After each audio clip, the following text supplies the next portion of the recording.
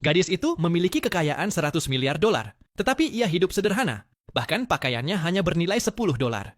Ia sengaja tidak menonjolkan diri agar pacarnya tidak merasa tertekan. Kini, setelah pacarnya sukses, ia berencana mengungkapkan bahwa ia adalah ketua sebuah kelompok bisnis global. Namun, saat tiba di kantornya, sebuah mobil mewah menghalangi jalannya. Seorang CEO tampan melangkah keluar dan mengira gadis itu adalah kencan butanya. Ia memperkenalkan diri, dan gadis itu, meski bingung, dengan sopan membalas.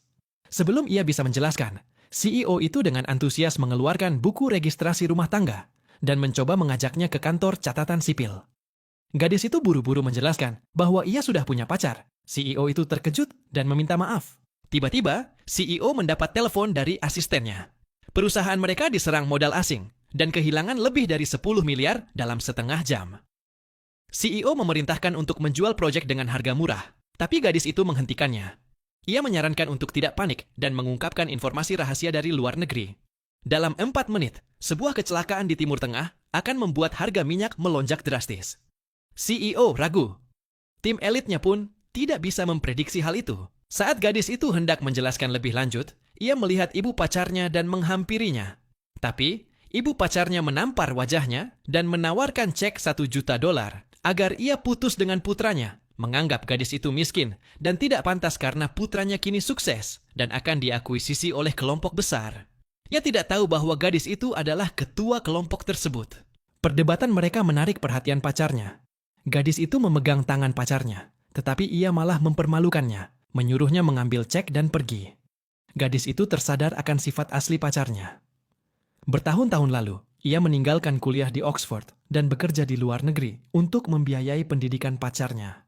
Namun, pacarnya menganggap itu pilihan gadis itu dan mengklaim kesuksesannya berkat dukungan ketua kelompok, tanpa tahu bahwa ketua itu adalah gadis yang dihinanya. Ibu pacarnya mendukung sikap anaknya. Kecewa, gadis itu memutuskan hubungan dengan pacarnya saat itu juga.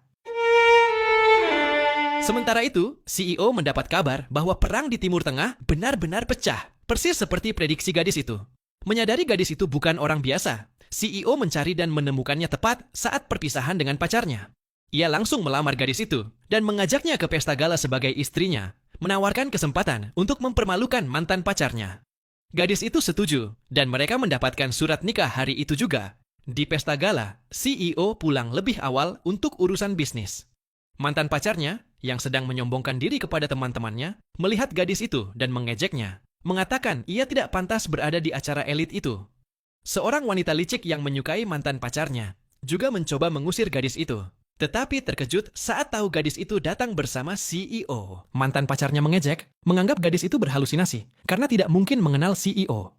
Gadis itu, yang muak, menggunakan identitasnya sebagai ketua kelompok untuk mengancam mantan pacarnya.